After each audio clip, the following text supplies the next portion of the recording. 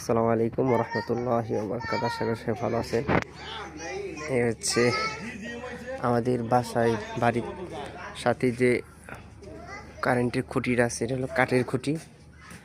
তো জোহরের সময় তোমার এক স্বাস্থ্য এখানে আসে, এখানে হাত দেয়, হাত ধরে খাড়ে থাকে তোরে শর্ট করে। পরে আমি টেস্টটা নিয়ে আসি, দেখি আমি যখন স্পর্শ করি আমাকে শর্ট করে। তো পুনরায় আমি অফিসে জানাই, তারা চলে আসলো অলরেডি।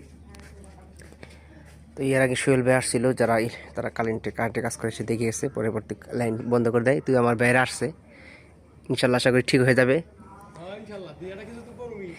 এবং তাদের যে যন্ত্র, তার যানবাহন, যারা আসলে এই হুন্ডাগুলা বিশ্বের মধ্যে 1 নম্বর হুন্ডা আমি বলি। কারণ কি, এই হুন্ডা যেখানে মানে উড়া ধরা চলে, আর যে অবস্থা দেখতে পারতেছে না, মনে করি বাংলাদেশের সরকারের কাছে মানে টাকা পয়সা নাই, আর তাদেরকে ভালো একটা হুন্ডার দরকার।